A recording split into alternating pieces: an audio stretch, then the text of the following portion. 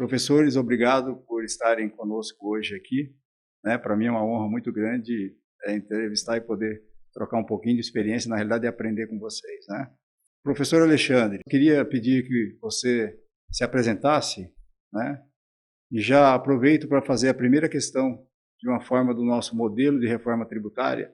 Pode estimular o crescimento das startups, que se falou tanto em startup, e agora a gente precisa repensar esses modelos, com base nas tecnologias hoje já existentes no Brasil. Muito obrigado, Nelson. Primeiro é um prazer estar novamente aqui participando da Azug, é uma grande satisfação participar dessa parceria de sucesso. E eu atuo hoje como coordenador do mestrado profissional em Administração do Desenvolvimento de Negócios da Universidade Presbiteriana Mackenzie e sou, além de professor, pesquisador da área de Gestão e Tecnologia. Então, me sinto muito satisfeito de poder debater isso, principalmente com uma associação que alavanca, que apoia as empresas de base tecnológica aqui no Brasil, que tem toda uma contribuição para a sociedade e a economia de uma forma geral, de forma muito ampla, aliás.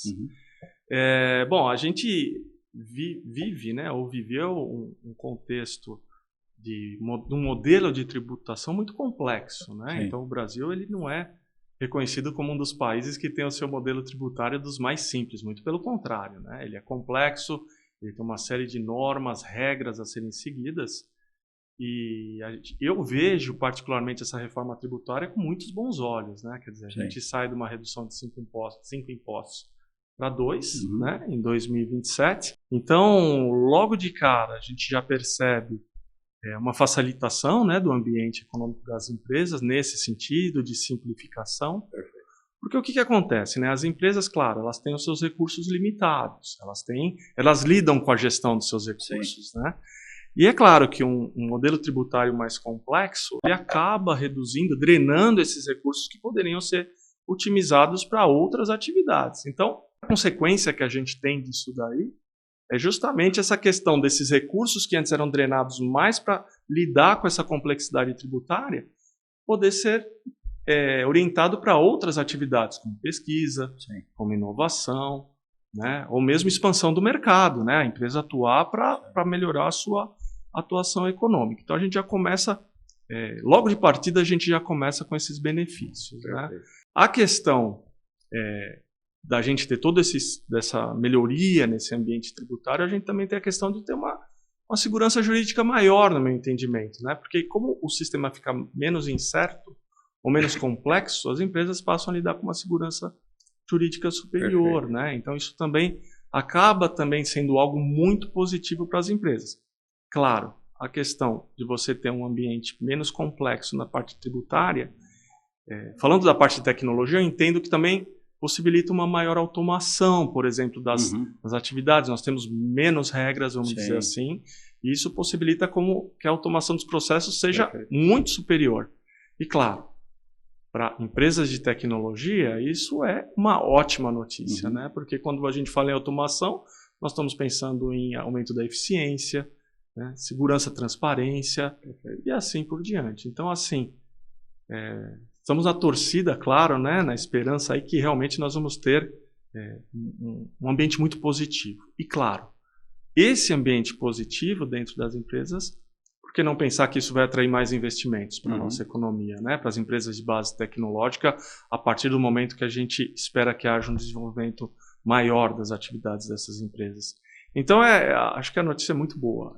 Acho que os anos que nós temos pela frente traz para nós um cenário muito favorável nesse sentido. Agora, professor Cláudio, gostaria de ouvir a sua visão sobre como a digitalização dos processos fiscais pode aumentar a transparência e ajudar a reduzir a evasão de impostos, que a gente sabe muito bem disso, que um país desse aqui continental, como é que fiscaliza tudo isso a nível de Brasil. Eu sou professor também do Mackenzie, trabalhando nos mestrados, doutorados, também na graduação, e vim da área de tecnologia. Então, vivi todo esse boom dos ERPs, como SAP. Então, você já esteve do outro lado. Sim, já estive do lado de lá do balcão. Pensando pelo aspecto dos processos fiscais, veja, nós já temos hoje um arcabouço de sistemas bastante grande, quando a gente fala por conta dos ERPs, como SAP, por exemplo.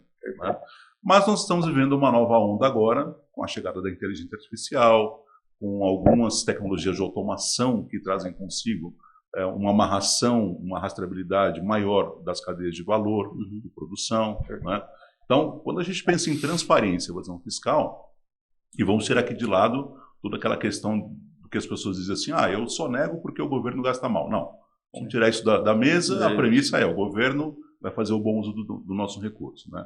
Então, quando a gente pensa, por exemplo, na implementação de digitalização dos processos fiscais, mas também outros processos dentro da cadeia de valor que estão completamente amarrados, relacionados, isso naturalmente diminui a chance de evasão fiscal. Né? Porque não é simplesmente a emissão da nota fiscal. É a entrada lá na ponta de matéria-prima, é a saída lá na ponta de produto acabado. Fim, né? Exato. Então, se eu olhar para a cadeia como um todo, ela vai estar muito mais rastreada. Né? Ou até um termo que a gente pode usar, ela vai estar muito mais traqueada, porque existe um tracking disso. Sim. Então, isso seria muito positivo como país. Né? A gente consegue ter mais transparência de todas as operações do Brasil.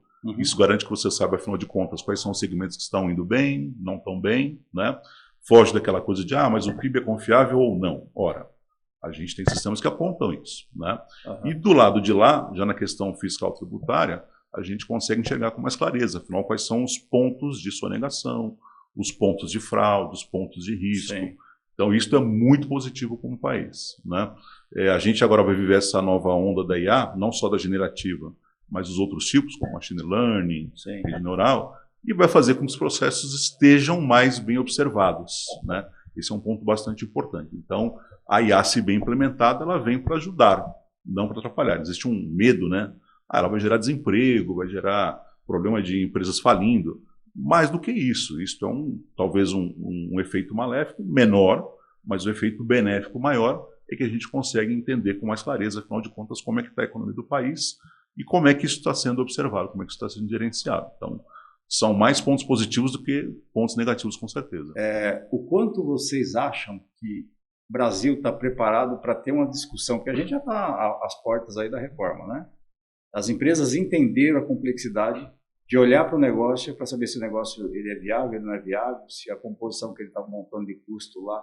Quanto vocês acham que a gente está preparado para essas discussões? Ou uma maturidade aí, 1, 2, 3, o quanto vocês acham que o cenário do Brasil está nesse momento? Primeiro que eu acho que preparação é uma coisa, recepção é outra, né?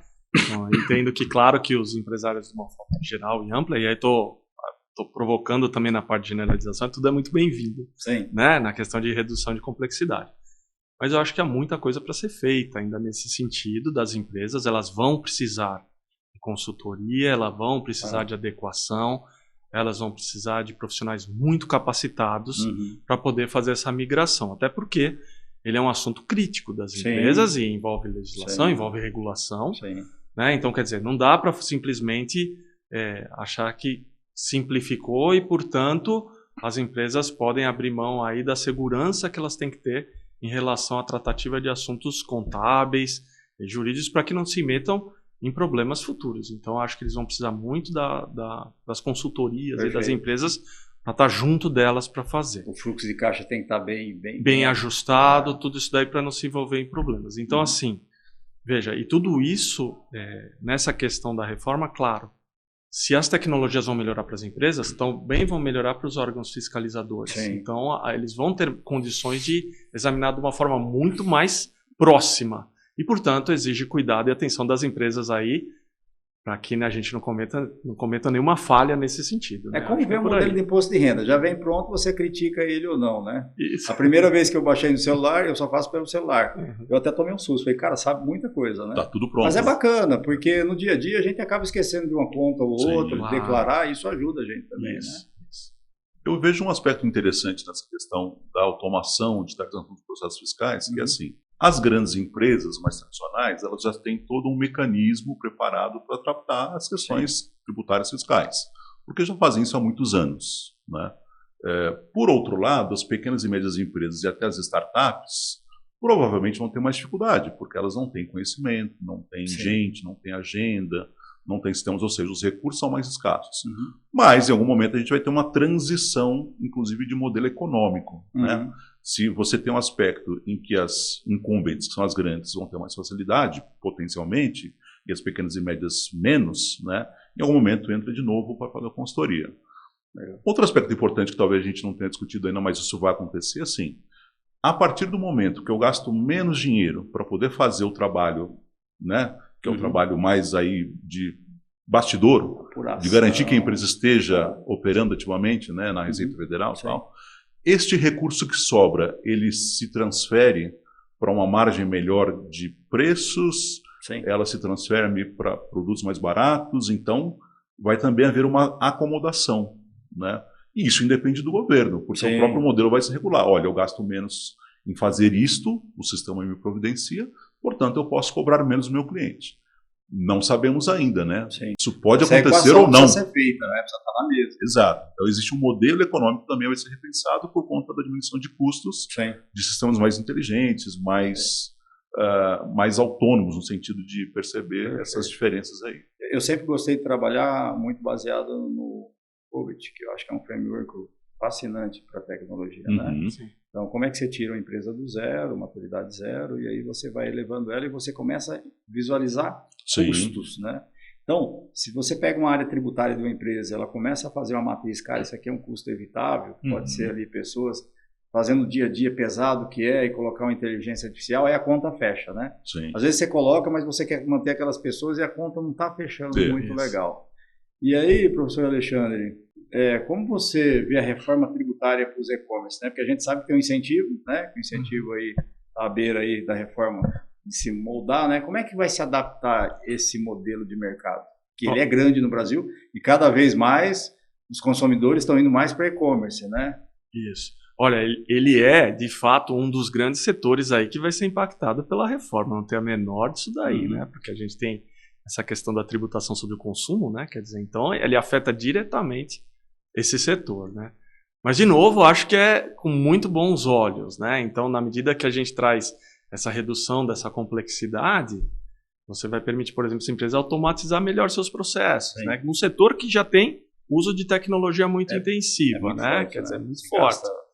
Mas eu entendo que isso, com essa facilitação, ainda vai melhorar ainda mais. Questão de segurança, né? Quer dizer, de segurança jurídica, eu estou falando, de fato, de realmente a gente ter esse ponto melhor, acho que mais estável, acho que nesse ponto de redução de regras tributárias, né?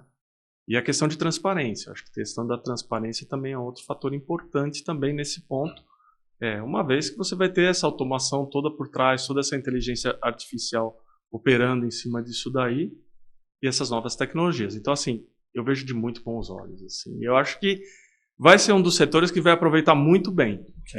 Nesse sentido, eu acho que a competitividade deve aumentar também nesse sentido, se eu posso prever nesse setor, especificamente por conta dessa melhoria desse ambiente tributário. Então, acho que isso vai acabar gerando...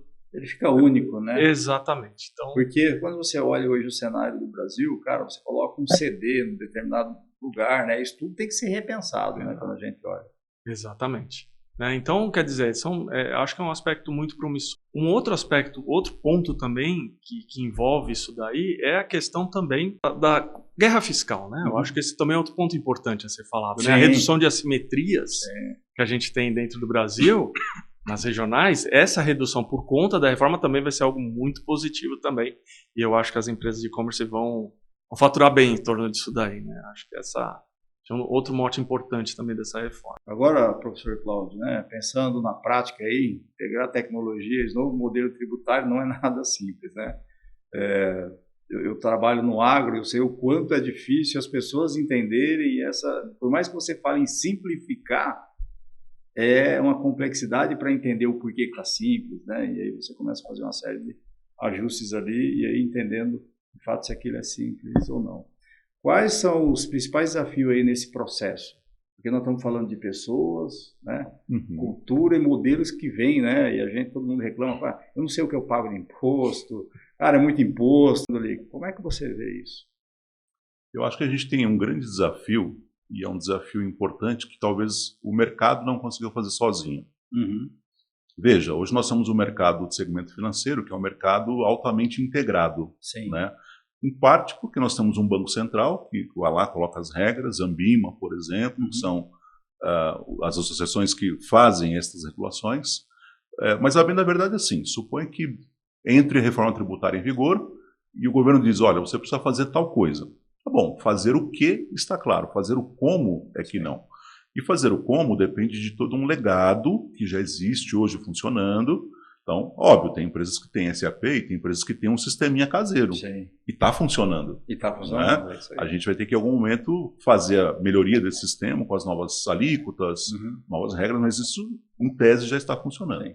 Então, eu vejo que, em algum momento, nós vamos ter que, como Estado, não como governo, como Estado, imaginar o seguinte: independente se você é de esquerda, de direita, de cima, de baixo, não importa. Né? O Estado, em algum momento, vai ter que prover mecanismos que consigam fazer essa integração entre as empresas de forma mais fácil. Talvez uma potencial tecnologia que ela não aconteceu ainda como deveria, mas que pode acontecer, é, por exemplo, o famoso blockchain. Sim. Se nós temos, por exemplo, um blockchain por segmento de negócio, a gente consegue pegar os elos da cadeia desde o começo lá da jusante até o montante, né, que é o conceito de o primeiro dos primeiros até o último aqui. Se isso estiver numa base, seja ele cloud ou não, seja ele com IA ou não, ou seja, esta integração interempresas e intersegmento, isto tende a ser mais fácil. Porque senão a gente vai ter valentes fazendo cada qual no seu pedaço com que a coisa dê certo. Então você integra até um certo pedaço, mas você não consegue integrar a cadeia como um todo. Sim. Né? E aí você tem desafios, como você comentou, de pessoas. Por exemplo, nós temos hoje alguns estudos que já mostram a dificuldade de fazer IA por falta de letramento das pessoas. As pessoas não conhecem as tecnologias, não sabem as técnicas, então isso já é uma dificuldade. Tem a questão do processo em si. O quanto esse processo vai ser mudado por conta das novas regras. Não é só uma questão de alíquota. Né? Tem a questão da integração tecnológica. Olha, eu comprei a solução do fornecedor X, o Y não conversa comigo, como é que eu faço? Eu tenho duas empresas que devem conversar, vou ficar trocando arquivo? Né? Tem a questão relacionada, por exemplo, com a governança disso tudo. Se eu tenho uma cadeia sendo gerenciada, quem são os meus gerenciadores? O que pode, o que não pode? Então, a gente tem vários desafios. Eu olho para o passado recente e começo a acreditar que, se não houver a interferência do Estado, no sentido de prover um mecanismo, de prover recursos, a coisa não vai acontecer. Como não aconteceu em outros segmentos ainda, infelizmente. Né? Ou seja, tem que ter uma mão um pouco mais forte, mais invisível, que consiga empurrar isso. Um exemplo simples é a Estônia. Estônia é hoje o país mais digitalizado do mundo. Tudo bem, é um país pequeno, limitado, mas eles fizeram a lição de casa, né? Então tem uma lição de casa conjunta aí de empresariado, né? O Estado, associações, isso vai ter que ser feito, senão a gente não vai conseguir sair do lugar. Ou seja, não basta baixar a lei. Sim. É importante ter a lei, é importante ter as regras novas, mas isso vai levar um tempo até você fazer essa acomodação toda aí. Né? Não, perfeito. Eu acho que, posso complementar? Pode. Só uma pequena contribuição, mas acho que a questão que você comentou do letramento é importantíssimo. Né? Então lembrar que o setor de TI ele passa por uma demanda de pessoas, de profissionais habilitados. Né? Essa é uma questão. Né? E o tempo passa rápido. Né? Quer dizer, então assim, a questão é que nós vamos precisar cada vez mais. Né? E isso é um gargalo. Isso é um gargalo importante que a gente tem nesse processo aí de migração. E nós vamos ter que lidar com ele nesse sentido. Então a questão da formação ela é fundamental nesses anos que estão aí, porque o uso da tecnologia ele vem só aumentando, ele não vem diminuindo. Sim. Então agora com a IA, então, embora a gente entende que vai ter um grau de automação maior, mas você precisa das pessoas para fazer essa migração toda, né? Quer dizer, então é um desafio muito importante nesse processo que a gente precisa estar ciente disso, né? E se preparar para isso. Quando a gente fala de tecnologia, né? Um ponto fora aqui, vocês estão de um lado que avalia uma série de cabeças pensantes, né? Isso eu acho, cara, isso é lindo, ver o que essa turma está pensando. Porque quando a gente olha para a IA hoje, né, a gente teve um espanto, né? Poxa, isso aqui vai fazer tudo isso. Então a gente está naquela fase de depressão e desacreditar dela, mas que ela vai ser uma curva que vai subir. Isso ninguém tem dúvida. E aí quando você olha todo esse know-how hoje de consultorias, que todo mundo coloca e fala que tem IA, um fato ali, que entrega IA, eu vejo tão pouco acontecer, né? Eu não sei ainda o que está por vir, né? Eu sou entusiasta dessas gerações novas que estão vindo aí, pensando cada vez mais rápido, né? Eu tenho um exemplo clássico, eu tinha 2 funcionários, colaborador meu. Um desenvolveu um negócio há muito tempo atrás lá, que era lançamento de planilha, ele fazia aquilo em 2 horas, com uma automaçãozinha dele. E aí eu contratei o estagiário, e aí ele sentou do meu lado e falou, cara, eu posso mexer no programa do Pode. E aí ele fez aquilo em 2 minutos, né? Do lado que vocês estão avaliando essas cabeças aí, o que vocês acham que vem aí para ajudar a gente nessa grande transformação digital? Então vamos lá. Bom, eu pesquiso há um tempo a questão do lado mais negativo também da tecnologia. Tá. Então existe um sabor que a gente tem nas empresas e de uma forma geral que chama estresse tecnológico. Esse é um dos grandes problemas que tem. E tem uma série de formas disso se manifestar.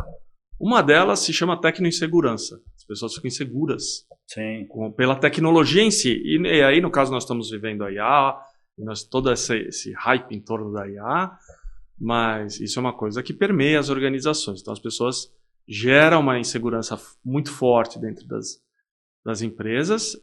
Claro, nós que estamos juntos da tecnologia, a gente vê o poder, a gente fica maravilhado quando a gente vê uma aplicação fazer as atividades de uma forma mais rápida, com um recurso muito maior. Quem é da tecnologia, a gente gosta disso daí. Mas quem está na parte mais, vamos dizer assim, mais do negócio, talvez, ou administrativa, não veja uma ameaça.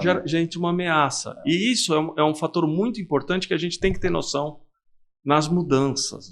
Toda essa insegurança que gera, porque são recursos muito poderosos. Agora, se nós, como gestores, e aí, claro, os consultores em torno disso, trabalhar em torno dessa acomodação, no sentido de que nós vamos poder fazer as coisas melhores e mais rápidas, e nós vamos fazer uma gestão boa desses recursos, talvez a gente consiga reduzir um pouco mais essa questão da insegurança e da vazão. Isso daí, porque eu entendo que essas aplicações elas trazem muitos benefícios para as empresas e para a economia de uma forma geral. Quer dizer, nós temos vagas no futuro e talvez alocações de profissionais no futuro que a gente nem sabe, a gente desconhece ainda hoje porque o campo ainda está sendo descoberto em torno disso. A criatividade dos desenvolvedores está sendo formada, quer dizer, nós vamos ter novas aplicações, nós vamos precisar de novas atividades, nós vamos precisar de novos profissionais.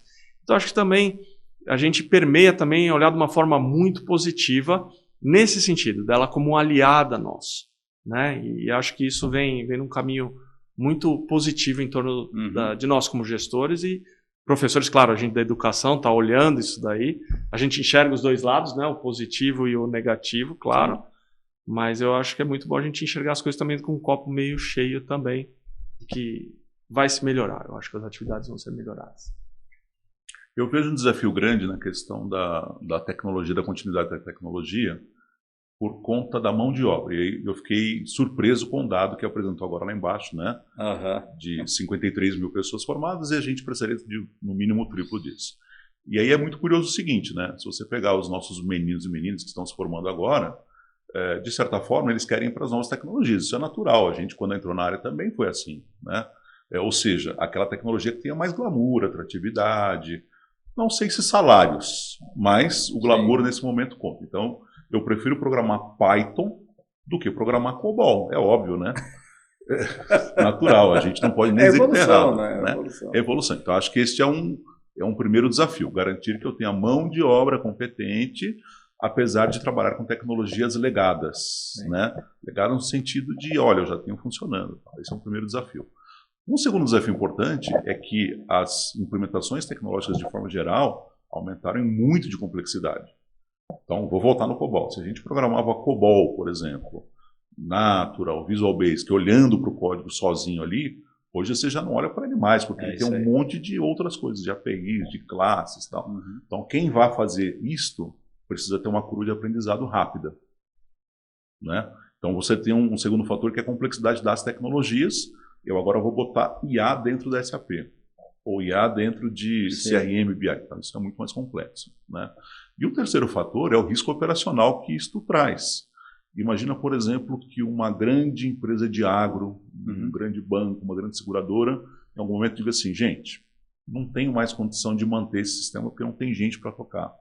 Como é que eu faço essa migração para novas tecnologias? Isso não é tão simples assim. Por exemplo, a atratividade maior em algumas posições, a clareza de que aquilo também é tecnologia, aquilo também é legal, não é só o tal do pai. Né? Então, existe um trabalho de conhecimento junto às universidades. Eu tenho um pouco de dúvida se as universidades estão sensibilizadas sobre a dificuldade que é hoje você preparar gente, né? Para esses contextos que já existem, os legados que a gente já tem lá. A gente geralmente quer preparar porque tem de mais high-tech, né? E o mercado que lute, né? não é exatamente um desafio nosso formar gente para isso que já está acontecendo hoje aí. A gente falou um pouquinho do tema, que é a próxima provocação aqui para a gente falar, né? Dessa transparência, cara, isso vai ajudar muito, né? Como que a IA vai ajudar. Eu vejo, né? Tem um grande amigo contador que fala, cara, a tua vida vai facilitar muito, né? Porque aí depois volta a fiscalização, você tem que provar uma série de coisas, né? A IA vai contribuir aí no futuro bem próximo. E já é realidade para algumas empresas, né?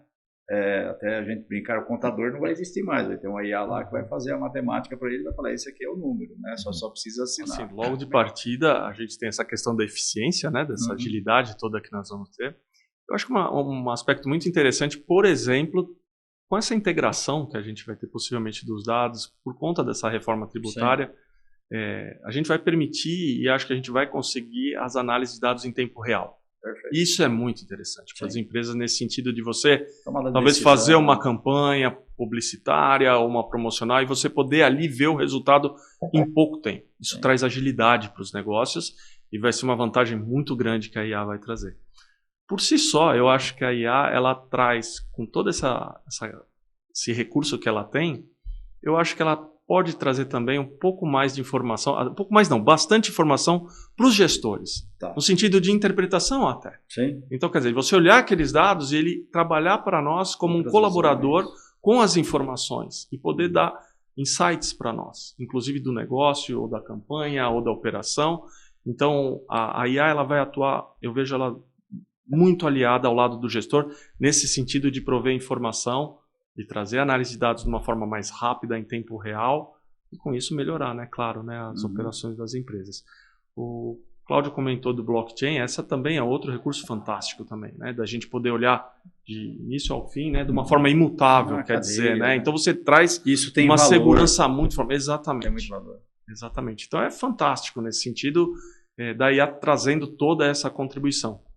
A expectativa é que fique talvez mais fácil no sentido da gente tomar decisões, talvez. Vai ajudar muito os gestores nesse sentido.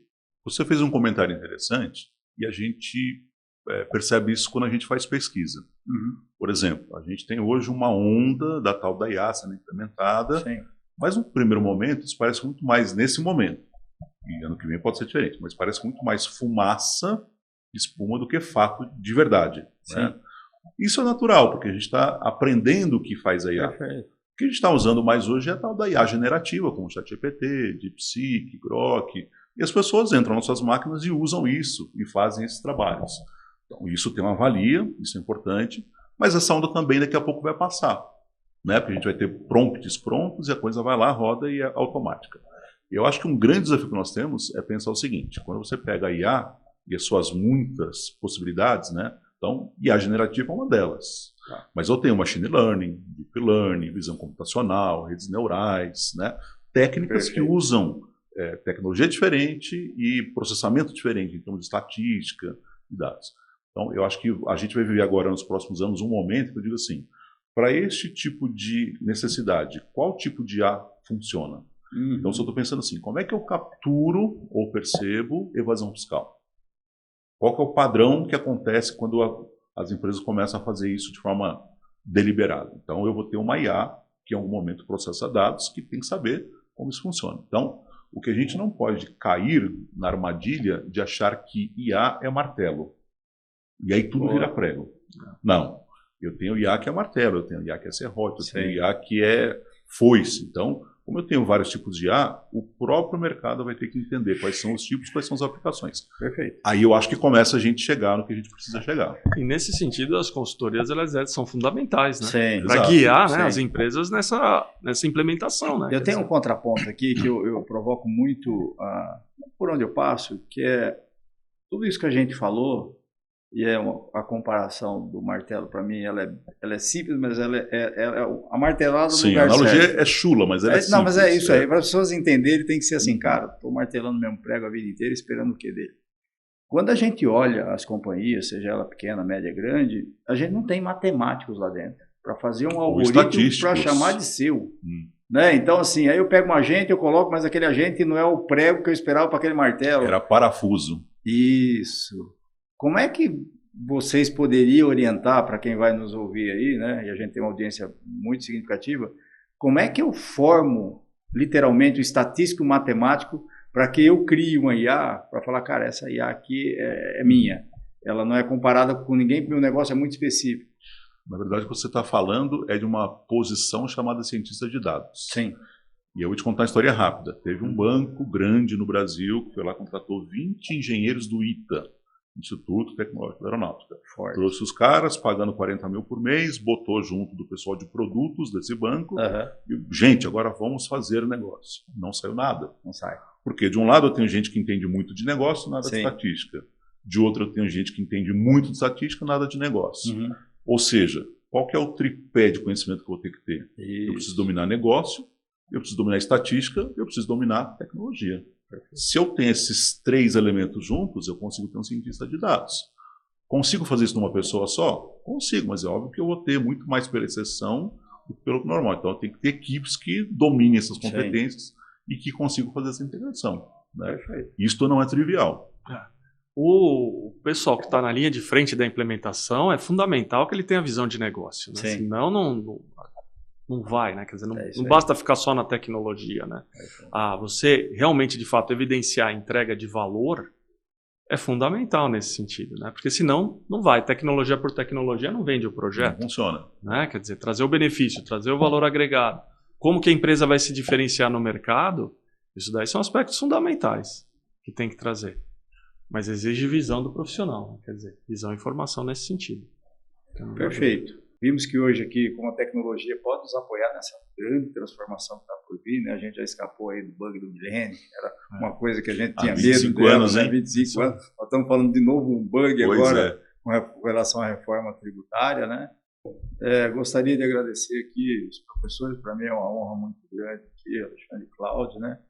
E até a próxima. Muito obrigado, eu que agradeço a participação. Muito obrigado. Até a próxima.